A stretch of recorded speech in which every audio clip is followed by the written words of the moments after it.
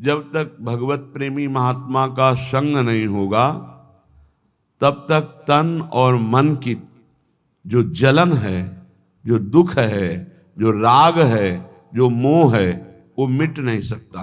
ये पक्की बात है।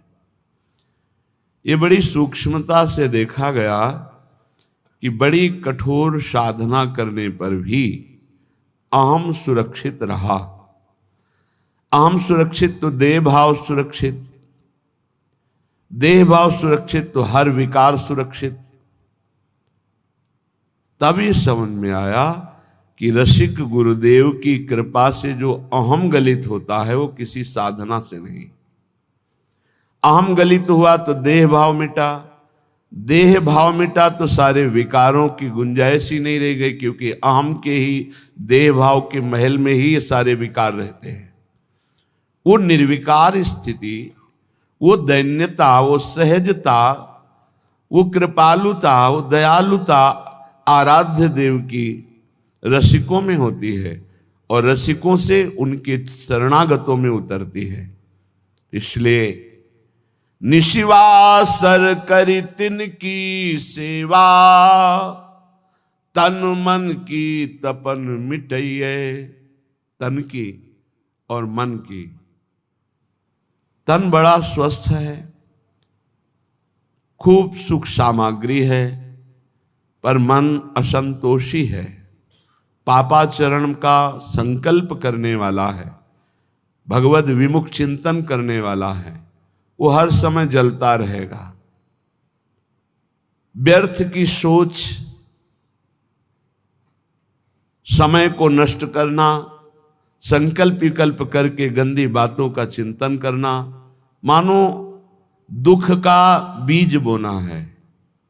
अब मन या तो प्रभु में लगेगा या जगत में लगेगा, जगत में लगेगा तो भोगों में लगेगा, भोगों में लगेगा तो पाप बुद्धि होगी, पाप बुद्धि होगी तो दुर्गति, दुख, विपत्ति, संकट, एक क्रम है। हमारा मन प्रभु में लगा हो और तन में गलित कुष्ठ हो, कीड़ा पड़ गए हो, तो भी कोई फर्क नहीं पड़ता।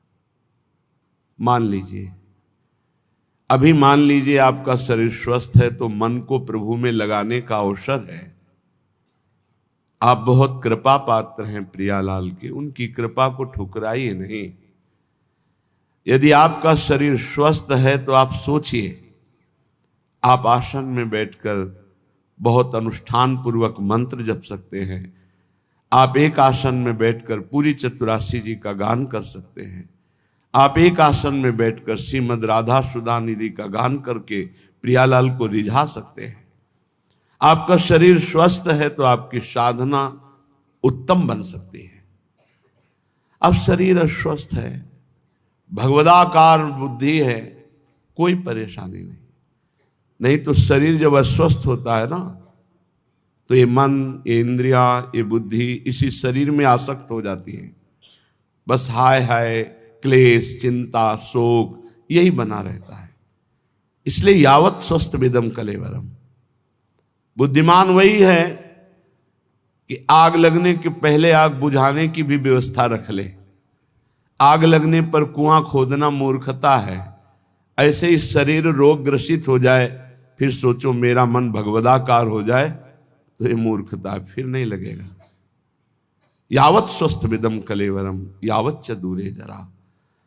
जब तक तुम्हारे अंग काम कर रहे हैं तो सत क्रियाएं कर लो, सत मार्ग का चिंतन कर लो, नहीं बाद में पछताना पड़ेगा। सच्ची मानिए, जब शरीर रोग ग्रसित होता है, भारी पीड़ाएं होती हैं, तो मन को प्रभु में लगाना असंभव, असंभव। अगर मन की गति पहले से प्रभु में गई है तो और जोर से भागेगी प्रभु की तरफ। अगर कहीं प्रभु में हो गई है तो कोई फर्क ही नहीं पड़ता है। निशिवासर करी तिनकी सेवा, रात दिन रसिकों की सेवा करके तन मन की तपन मिटई है।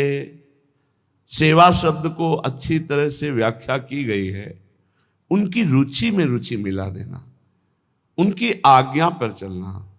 देखो, यदि कोई रसिक महापुरुष आपको स्वीकार कर लिए हैं तो ये श्री जी की अहेतुकी कृपा आपके ऊपर हुई है। उनका किसी से राग नहीं है, राग पूर्वक वो किसी से प्रेम नहीं करते, किसी से उनकी ममता नहीं है। उस सम स्थिति को प्राप्त महापुरुष यदि आपसे राग पूर्वक ममता पूर्वक बात कह रहे हैं तो आपके अहोभाग्य हैं। तू मेरा है, तू ऐसे चल, प्रियालाल को ऐसे प्राप्त कर, ये अहोभाग्य समझिए। वो अपने चिंतन को छोड़कर आपका चिंतन करके आपके दोषों की निवृत्ति के लिए आपको उपदेश कर रहे हैं। यह हेतु की कृपा लाडली जू की, आपकी तरफ वो देख रहे हैं, आपसे बात कर रहे हैं, आपको अपना मान रहे हैं, और कहीं आपको उनका उच्छिष्ट प्रसाद मिल रहा है, आपको डांट पड़ रही है, आपके अंदर उनका भय है, तो निश्चित आपका परम कल्याण कोई रोक नहीं सकता। ये बड़ी दुर्लभ कृपा प्रसादी होती है, ऐसा जिनको प्राप्त है। कौन सतमार्ग में प्रेरित करता है, कौन किसी को डांटता है सतमार्ग के लिए। तन मन जीवन वारिये भोरी, भोरी सखी है। अगर ऐसे रसिक मिल जाएं तो तन मन दोनों न्योछावर कर दो, उनकी आज्ञा पर चलो। जैसे बेटा स्वस्थ हो, खेल रहा हो, ये देखकर मां को जो सुख मिलता है वो किसी और को सुख नहीं मिलता है, और तो देखकर बस चल देगा, लेकिन सुखानुभूति मां को होती है। ऐसे ही जब कोई परमात्मा प्राप्ति के लिए साधन परायण होता है, हृदय में वो गुरु आज्ञा का पालन अक्षरशः करता है, तो जो गुरुजनों को सुख मिलता है, रसिकों को सुख मिलता है, वो कोई नहीं जान सकता। एक दृष्टि में जीवन का परिवर्तन करने की सामर्थ्य होती है। वो दृष्टि कब प्राप्त होती है? जब वो संपूर्णतया ये जान लेते हैं कि आप उनकी आज्ञा में हैं, आप उनके हैं, आप एक अक्षर भी उनकी आज्ञा का उल्लंघन नहीं करते, तो हृदय में एक आह्लाद होता है। उसी आह्लाद स्थिति में जब श्री जी के सुमिरन में गाढ़ चिंतन में होंगे, उस समय जब आपका चिंतन कर लेंगे तो आप निहाल हो जाओगे, आपके जीवन का परिवर्तन हो जाएगा। रसिक महापुरुषों की कृपा जानते हो कैसे होती है? जो एकांत में प्यारे जू की सेवा में होते हैं भाव देह से, और उस समय जिसका चिंतन कर ले बेड़ा पार हो गया। उस समय जिसका चिंतन कर ले, उस समय उसी का चिंतन प्रियाजू देती है। प्रियाजू देती है जो तन मन प्राण समर्पित करके उनकी आज्ञा में। एक होता है मुंह देखी समर्पण, मुंह देखी समर्पण, सामने हाजी हाजी करना और पीछे मनमानी करना। और एक होता है जीवन समर्पण, वो देखे ना देखे, बोले ना बोले, माने ना माने अपना, लेकिन हमें उनकी आज्ञा का पालन करना है। ऐसे का स्मरण होता है प्रियालाल की। जब मानसिक सेवा में रसिक महापुरुष होते हैं तब ऐसों का स्मरण, और उस समय जो शीतलता होती है, वही शीतलता आशीष बनकर उस जीव का परम मंगल कर देती है जो उनकी आज्ञा पे चलते हैं। भूरी सखी कह रहे, तन मन जीवन वारिये भोरी, आखिन माही बसइये, निशिवासर करी तिनकी सेवा, तन मन की तपन मिटइये। भूरी सखी कहती है, यदि भगवत कृपा से ऐसे रसिकों का संग मिल जाए, तन मन जीवन सब कुछ न्योछावर कर दे उनके ऊपर, अर्थात उनकी आज्ञा पर चले, आखिन माही बसइये। मेरे नेत्र अगर ध्यानस्थ हैं तो गुरुदेव की, रसिक गुरुदेव के ध्यान में मगन है। देखो, वो अपने शरीर का राग मिटाने के लिए ऐसा उपदेश करते हैं कि शरीर से राग मत रखो, लेकिन आप ध्यान रखना, इसी शरीर से प्रियालाल का उपदेश हुआ है, इसी शरीर से गुरु मंत्र मिला है, इसी शरीर से आपको सतमार्ग के सिद्धांत मिल रहे हैं। तो ये शरीर आपकी भगवत प्राप्ति कराने की वृत्ति में समर्थ है। ध्यान मूलम गुरु मूर्ति, ना कि गुरु तत्व। एक बात हम ही कहते हैं और एक बात यही है, ध्यान मूलम गुरु तत्वम नहीं, गुरु मूर्ति। बड़ा चमत्कार है। अगर स्नान करते समय गुरु चरणों का ध्यान करके ऐसे जल डाला जाए तो संपूर्ण तीर्थों के अवगाहन का उसे बिना प्रयास के फल मिल जाता है। घर से चरण निकालते ही गुरुदेव के चरणों का ध्यान करके निकलो, कोई विघ्न छू जाए तो हमें बता देना। गुरुदेव के चरणों का ध्यान किया, गुरुदेव के चरणों का प्रणाम किया और चल पड़े अपने ऑफिस, अपने कार्य के लिए या जिस हेतु से। कोई विघ्न आपको नहीं, सारे विघ्नों का नाश इनके चरणों के स्मरण मात्र से हो जाता है। आप गुरु मंत्र जप रहे हैं, गुरु को सानिध्य में ले आइए भाव से। हमारे गुरुदेव उच्च आसन पर बैठे हैं, मैं उनके चरणों में बैठा हुआ, अगर ऐसा भाव न बने तो छवि रख लीजिए, एक रुमाल बिछा ली, गुरु की छवि विराजमान कर ली। गुरु के सानिध्य में जो जप होता है अनंत कोटि गुना बढ़कर होता है। जैसे वर्णन है कि घर में जो जप होता है उसे कई गुना 10 गुना बढ़कर के गौशाला में, फिर उससे बढ़कर प्रयागराज तीर्थ में, ऐसे ऐसे वर्णन है। लेकिन गुरु के सानिध्य में अनंत गुना जप का फल होता है। रसिक गुरुदेव को भोरी सखी कह रहे, आखिन माही बसइये, ध्यान मूलम गुरु मूर्ति, पूजा मूलम गुरु पदम, मंत्र मूलम गुरु वाक्यम, मोक्ष मूलम गुरु कृपा। गुरु कृपा मोक्ष मूलम, संसार से मुक्त होने के लिए मूल क्या है? गुरु कृपा है। तो रसिक संग बिनु प्रेम न होई, बिना रसिकों के संग के श्री प्रियालाल से प्रेम नहीं होता। बड़े सौभाग्य हैं जब श्री जी कृपा करती हैं तो अपने नाम रूप लीला धाम की स्थापना करने वाले रसिकों का संग प्रदान करती है। अनादौ संसारे कति नरक भोगा न विहिता, कियंतो ब्रह्मेन्द्राद्य तुल सुख भोगाश्च न कृता, तदास्मिन्ने कस्मिन् वपुषि सुख दुखे न गणयन्, सदैव श्री वृंदावन मखिल सारम भज सखे। हे सखे, हे मित्र, ये जो मैं तुम्हें बात कह रहा हूं इसे ध्यान से सुनना। तुम अज्ञानी हो इसलिए नहीं जान पा रहे। तुमने कितनी बार नरक भोगा है तुम्हें पता नहीं, कितनी बार स्वर्ग भोगा है तुम्हें पता नहीं। तुम इंद्र भी बन चुके हो, देवता भी बन चुके हो, अतुल सुख भोगे हो संसार के, और बहुत नरक भी भोगे हो, ये सब भोग चुके हो। इन काम क्रोध लोभ ने बड़ा तिरस्कार तुम्हें किया है, बड़ा तिरस्कार। अंदर से देखो, जो काम के गुलाम हैं, अंदर से देखो कैसा ये नचनी नाच नचाता है, कैसा ये तिरस्कार करता है, पागल श्वान की भांति घुमाता है। गोस्वामी तुलसीदास जी ने लिखा है, पद सिर त्राण बजे, जूते पड़ते हैं सिर पे, फिर भी इसको समझ में नहीं आता। ये काम क्रोध लोभ मोह मद मत्सर ये दुर्गति किए हुए जीव की है, फिर भी इसको समझ में नहीं आता। सिर पद त्राण बजे, हरिजु मेरो मन हठ न तजे। इन भोगों ने कितना तुम्हारा अपमान किया, तो स्वतंत्र विनाशी कितना परास्त हो गया। कामी पुरुष चरणों में झुकता है सिर्फ काम संयोग के लिए, कसम खाता है कि आपके सिवा मैं किसी से क्या क्या दैन्यता, अगर ऐसी दैन्यता गुरुदेव से कर देता तो परब्रह्म की प्राप्ति हो जाती।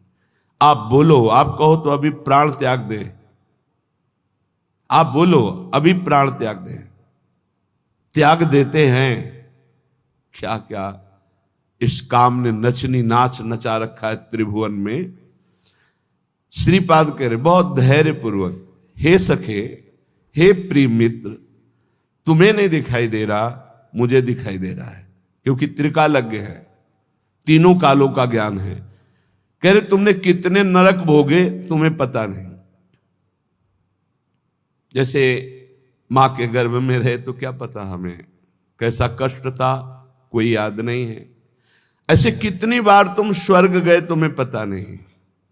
अर्थात स्वर्गिक सुख, नारकिक दुख, इनको तुम बहुत भोगे हो। इन काम क्रोध आदि दुश्मनों ने कितना तुम्हारा तिरस्कार किया। धिक्कार है, धिक्कार है। बहुत बहुत विचित्र दशा है। महाराज पुररवा का वैराग्य एकादश स्कंद में लिखा हुआ पढ़ना चाहिए। और महाभारत में हमने पढ़ा पुररवा जी की दशा, पागलों जैसे उर्वशी के प्यार में डूब। ऐसी स्थिति के प्राण निकल जाएंगे जब उर्वशी अंतर ध्यान हो गई। पागलों जैसी चक्रवर्ती सम्राट महाराज पुररवा, बस जैसे कोई विरही, हा प्रियालाल, हा प्रियालाल, ऐसी दशा। ये दशा देखकर देवी उर्वशी पुनः प्रकट हुई। जे हुई प्रकट हुई तो जैसे मृत को कोई संजीवनी पिला दे, ऐसे हा उर्वशी, उर्वशी का बस आप जानते हो मैं किसी की नहीं होती। मैं केवल पुण्यात्मा के पुण्यों का भोग प्रदान करने के लिए जाती हूं। मैं दयावश आई हूं तुम्हारी दशा देखकर। मैं किसी की नहीं हूं। मैं तो आदेश से आती हूं उसके पुण्यों के प्रताप का भोग करवाने के लिए। तुम्हारे पुण्य क्षीण हो गए, अब मैं तुम्हें स्पर्श करने का भी अधिकार नहीं दे सकती, और तुम मेरा वियोग छोड़ो। मैं किसी की नहीं हूं। अंतर ध्यान हो। तब उनको जो झटका लगा, वैराग्य आया, तो उनका धिक्कार है मुझको। भगवान बड़ी कृपा करते हैं जब सांसारिक प्यार में ठोकर दे, बड़ी कृपा होती है उनकी। जिनको थोड़ा भी धर्म का ज्ञान है तो उनका रास्ता प्रभु की तरफ खुल जाता है। जैसे चिंतामणि ने ठोकर लगाई तो बिल्व मंगलाचार्य बन गए। ठोकर लगनी आवश्यक होती है। बहुत द्रवित हृदय होता है आशिकों का। वही आशिकी अगर मुड़कर हरि की तरफ लग जाए तो परमानंद की प्राप्ति हो जाए। पूज्य जीव गोस्वामी जी से जब कोई दीक्षा लेने जाता था तो ये पूछते थे तुम्हारा मन कहाँ आसक्त है? तो कहते स्त्री में। ठीक है, काम हो जाएगा। मंत्र दे, तुम्हारा मन? बोले पुत्र में। हाँ ठीक। एक आए धनी, कुछ भेंट रखी और कहा शिष्य बनना चाहे।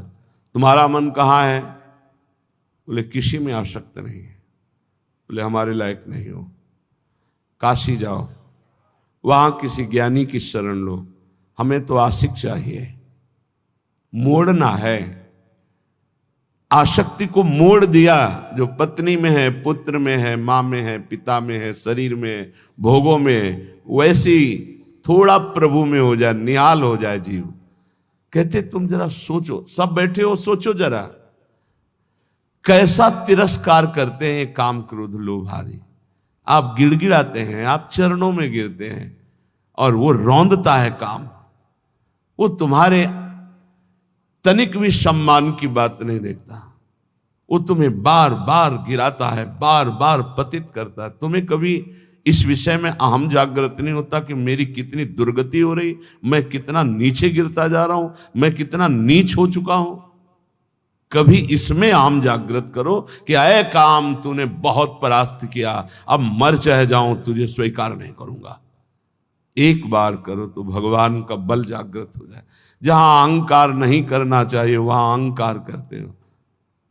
गुरुजनों से, पूज्य जनों से, शास्त्रवेत्ताओं से, भगवत प्रेमियों से यहां दैन्यता, यहां गिड़गिड़ाओ, यहां बार बार अपने अहंकार को गिराओ तो यहां मंगल हो जाएगा। लेकिन नहीं, यहां अहम दिखाओगे और वहां काम की गुलामी में गिड़गिड़ाओगे। वहां अपने आम को जागृत करो तो तुम्हें वीर समझे कि अय काम, अब तक बहुत परास्त किया, आज मैं भगवान के चरणों का आश्रय लेकर देखता हूं कि तू अब कैसे परास्त करता है। तू भी भगवान की शक्ति से युक्त है, तो मैं भी भगवान का अंश हूं और उन्हीं की शक्ति से संपन्न हूं। देखता हूं तू मुझे कैसे परास्त करता है।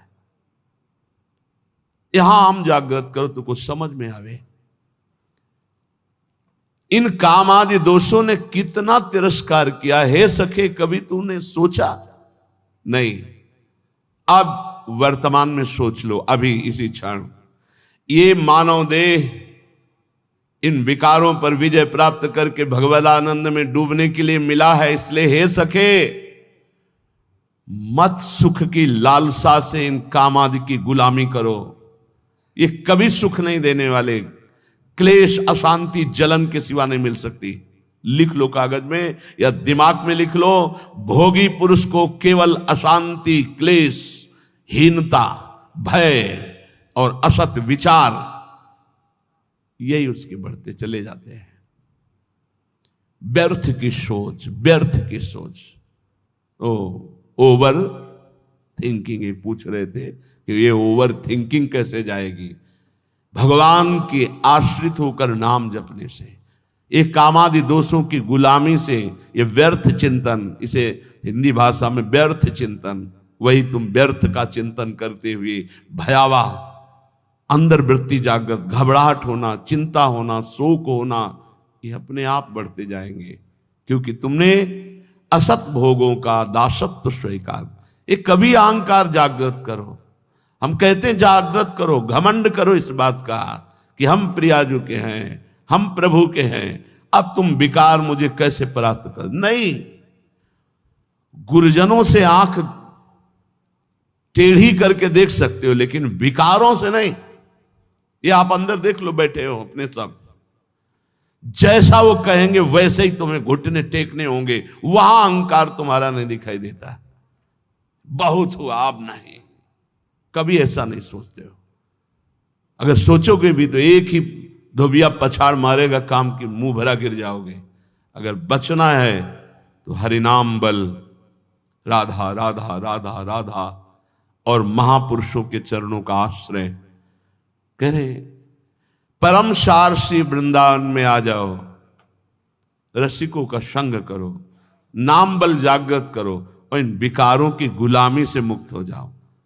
बहुत बार स्वर्ग भोगे हो, बहुत बार नरक भोगे हो। कहे कियंतो ब्रह्मेंदाद्यतुल सुख भोगाश्चन कृता। तुमने ब्रह्म सुख, ब्रह्मा का सुख, इंद्र का सुख, देव सुख सब भोगे। और अनादौ संसारे कति नरक भोगान विहिता। ये अनादि है, कब से हुआ कोई पता नहीं। कितनी बार नरक भोगा तुमने। अभी भोगों का तिरस्कार सह रहे हो, काम क्रोध आदि की गुलामी में फंसे हो। अरे जागृत हो, तू अविनाशी का बच्चा है, तुझे कोई नहीं परास्त कर सकता। शरीर भाव में आने के कारण तेरी दुर्गति हो गई। उठ, अपने स्वरूप को जान। इसीलिए मानव देह मिली है। श्री वृंदावनवासी पाद रजसा सर्वांगमा गुंठयन। श्री वृंदावन में कमुज्ज्वल तमम पश्यन समस्तोपरि। श्री वृंदावन माधुरी भिर्निशम श्री राधिका कृष्णयो रप्यावेश मनुस्मरन न दिवस श्रीधाम वृंदावनम। कैसे शरीर पावन हो, मन पावन हो, मेरा पवित्र हम कैसे हो जो मैं निर्विकार हो जाऊं। कह रहे जो वृंदावन के प्रेमी रसिक जन हैं, ब्रजवासी जन हैं, इनकी चरण धूलि में लौट जाओ। इनकी चरण रज रोज शरीर पे लगा। श्री वृंदावन वासी पाद रजसा सर्वांगमा गुंठन। बहुत बड़ी वस्तु है ये वही पकड़ सकता है जिस पर श्री जी की अहेतु की कृपा है। भरत जी जो जड़ भरत जी के रूप में है, उन्होंने कहा बिना महत्पाद रजोभिषेकम बिना महापुरुषों की चरण रज से अभिषिक्त हुए ये ब्रह्म बोध नहीं प्राप्त होता। प्रहलाद जी ने भी कहा कि जब तक अकिंचन भगवत प्रेमी महात्माओं की चरण रज में अभिषेक नहीं होगा तब तक मेरी जैसी मति है ऐसी हरि में नहीं होगी। नैषाम मति तावदुरुक्रमान्यम।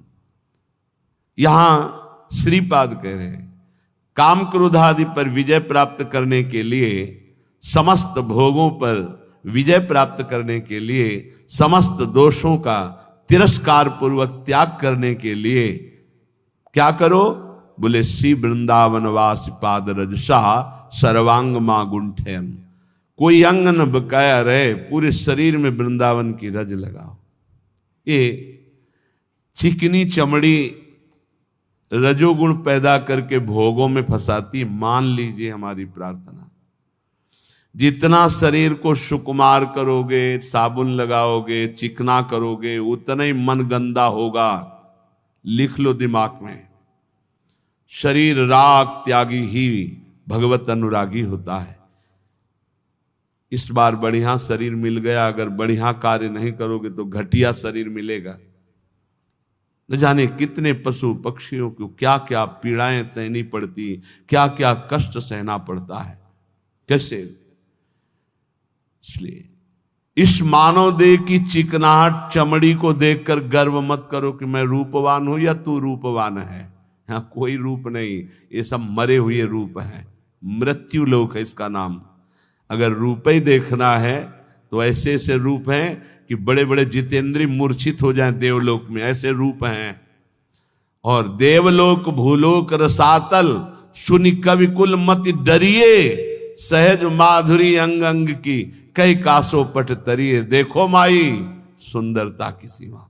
आओ इधर देखो रूप, लालजू का लावण्य देखो, प्रियाजू का रूप देखो। श्री वृंदावन में कम उज्ज्वलतमम पश्यन समस्तोपरि। पश्यन देख बा माधुर्य रस की वर्षा करने वाले श्री राधिका कृष्ण यो श्री श्यामा श्याम यहां बेहरण कर रहे।